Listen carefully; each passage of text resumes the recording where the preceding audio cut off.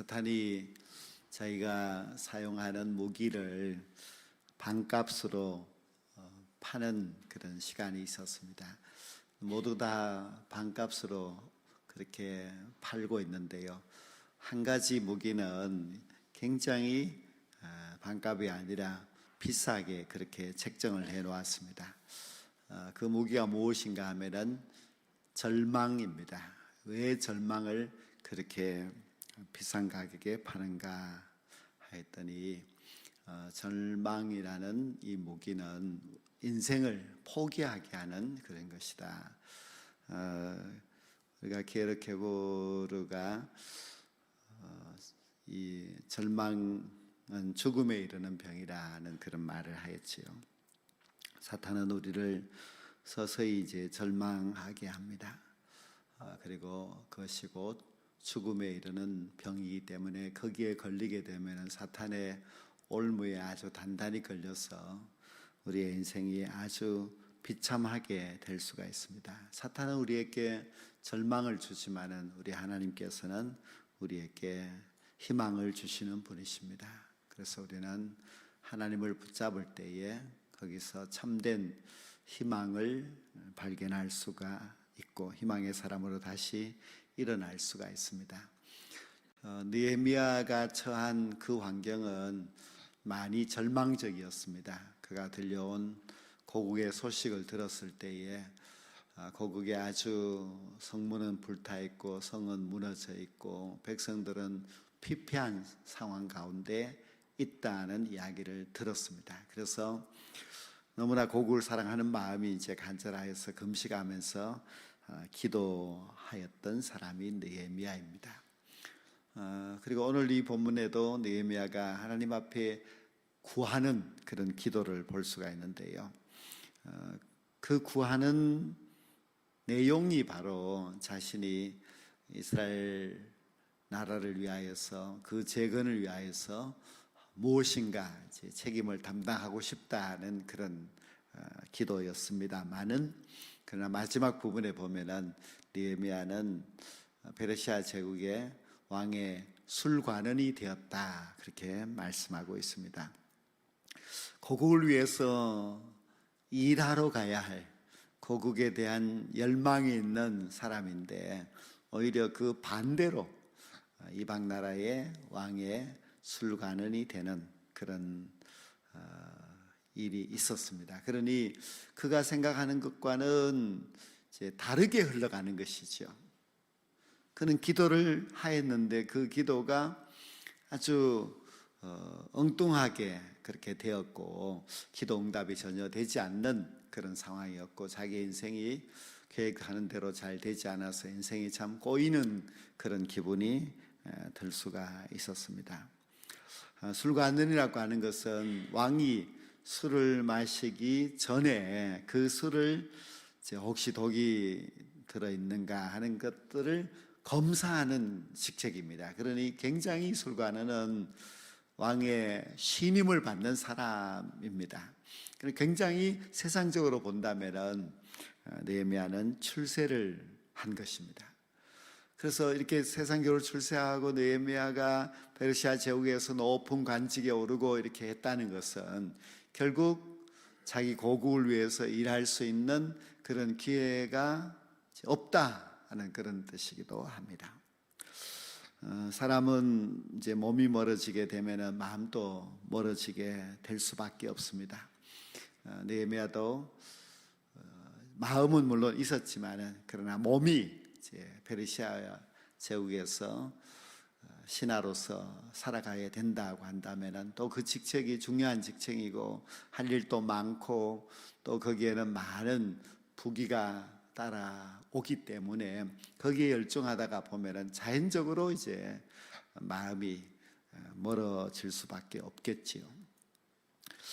우리가 신앙생활 할 때도 마찬가지입니다. 어떤 분이 이제 새해부터는 내가 좀 신앙생활을 잘해야지, 또 교회 출석도 잘해야지 이렇게 마음을 먹었는데 직장이 이제 다른 곳으로 또 발령을 받아서 이제 가야 하고 또 주일도 제대로 지킬 수 없는 그런 환경이 되었을 때에 얼마나 실망스러운 그런 마음이 드는지 모릅니다. 그리고 또 마음은 있지만은 자꾸 세상 일이 너무 바쁘고 또 살아가는 일들이 너무나 고달프고 힘들 때에 자기 마음과 자기의 삶이 달라서 신앙적인 많은 갈등을 겪는 경우도 이렇게 볼 수가 있습니다. 그럴 때 항상 하나님 앞에, 하나님, 저는 마음은 정말 주의 일을 위해서 열심히 하고 싶고 신앙생활도 좀 바르게 하고 싶은데 왜 내 환경은 그렇게 되지 않고 점점 신앙이 어렵고 교회 생활도 힘든 그 길로 자꾸 가게 합니까? 하나님은 나를 돌아보지 않으시고 나의 기도도 들어주지 않으시는 것입니까? 하고 원망하는 경우가 많이 있지요. 바로 이 느헤미야가 그런 경우입니다. 자기 마음은 이스라엘에게 관심이 있고 거기에 대한 헌신의 마음으로 기도도 하고 하지만 오히려 그의 길은 반대쪽으로 열려서 지금 너무나 페르시아 제국에서 높은 관직에서 할 일이 많은 그런 사람이 되어버리고 말았습니다.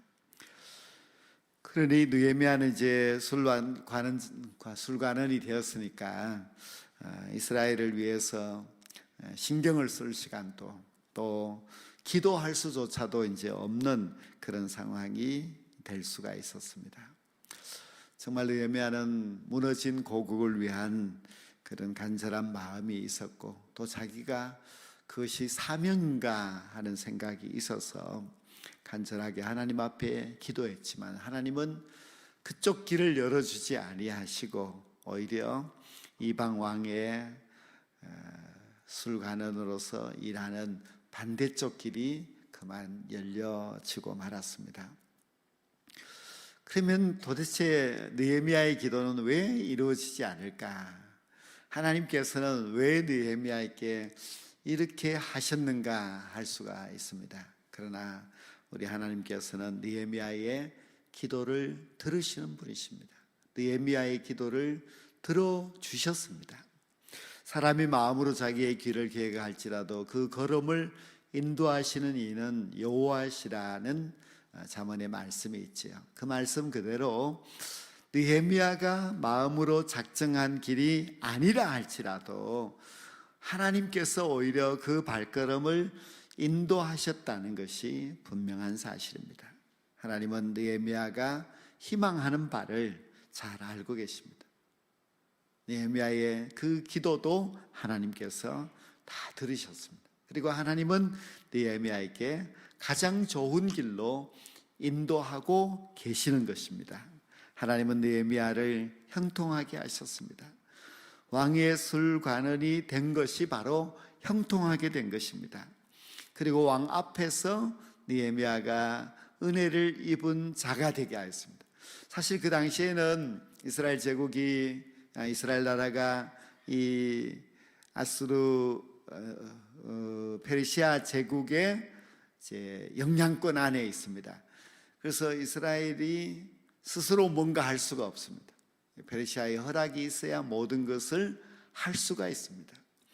그러니 이 느헤미야가 페르시아 그 큰 제국의 높은 신하가 되었다는 말은 자기 민족을 위해서 넉넉하게 또 일을 잘할 수 있는 기회가 주어졌다고 할 수가 있습니다. 하나님은 느헤미야의 기도를 외면하시는 분이 아니십니다.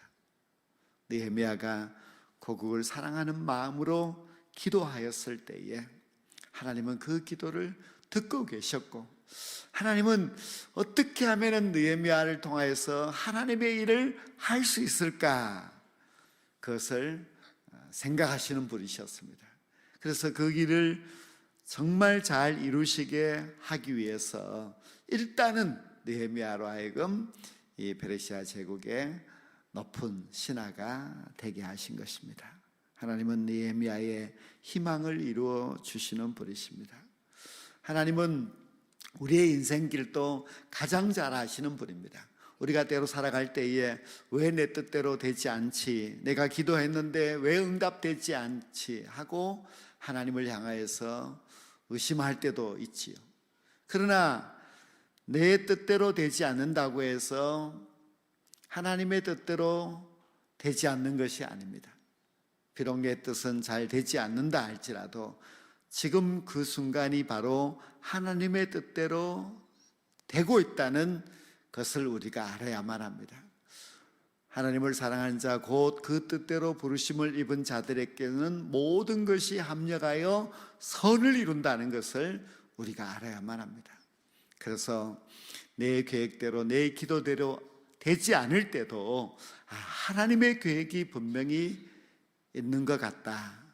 하나님이 지금도 나를 사랑하시고 하나님이 사랑하는 자를 합력하여서 선을 이루어 주시는 분이시니 하나님이 과연 어떻게 나를 인도하실까 하는 것을 우리가 기대하면서 낙심치 말고 더욱 주님 앞에 기도하는 자가 되어야만 합니다. 내 뜻대로 안 된다고 해서 우리가 기도를 중단해서는 안 됩니다.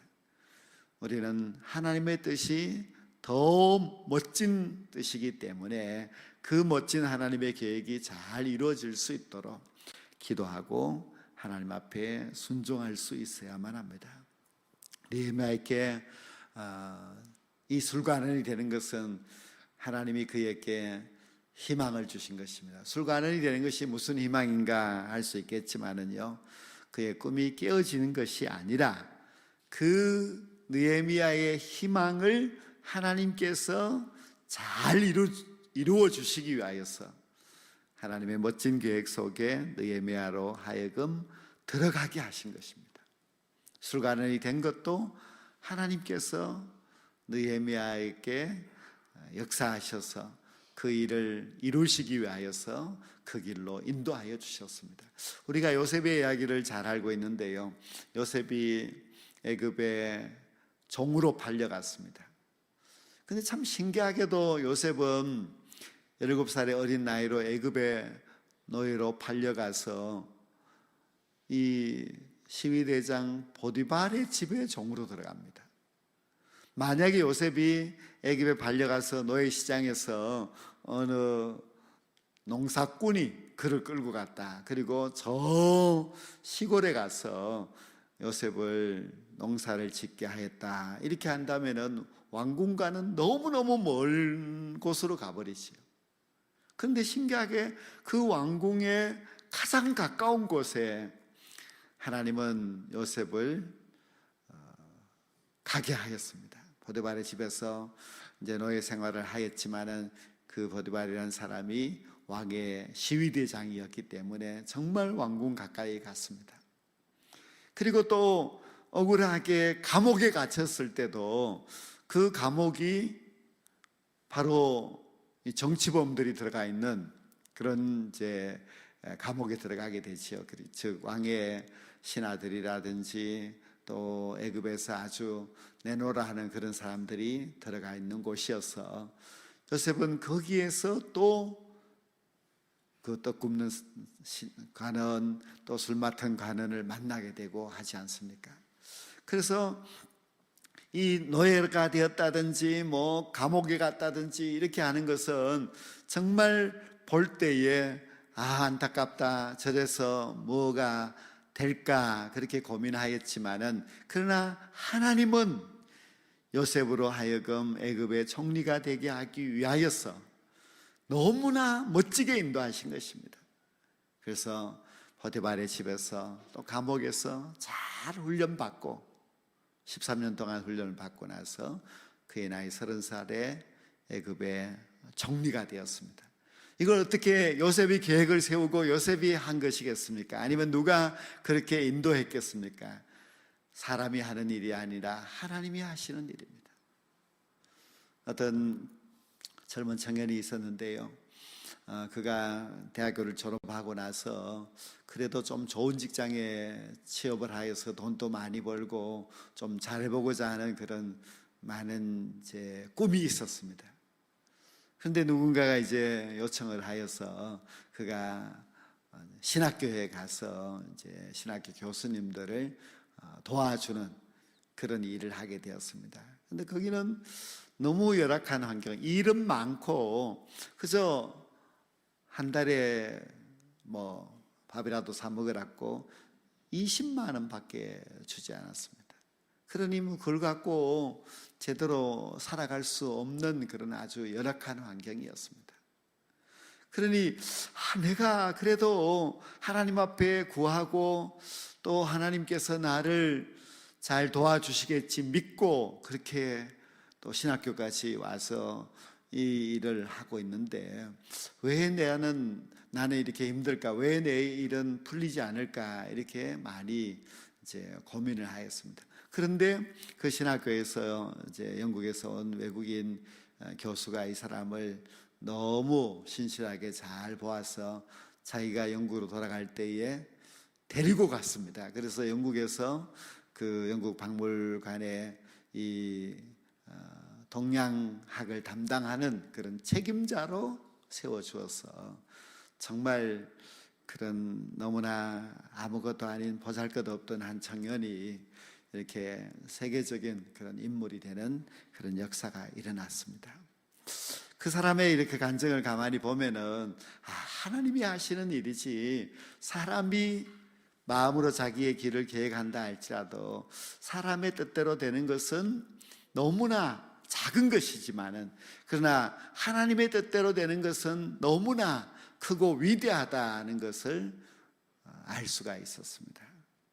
우리도 이 현재의 삶에 참 만족하지 못하고 또 우리의 기도가 응답되지 아니하고 오히려 엉뚱한 다른 길로 인도한다 할지라도 우리는 하나님의 계획을 믿고 희망을 가져야만 합니다. 하나님이 반드시 나를 잘되게 하실 것이라고 믿고 희망을 가지고 살아갈 수 있어야만 합니다.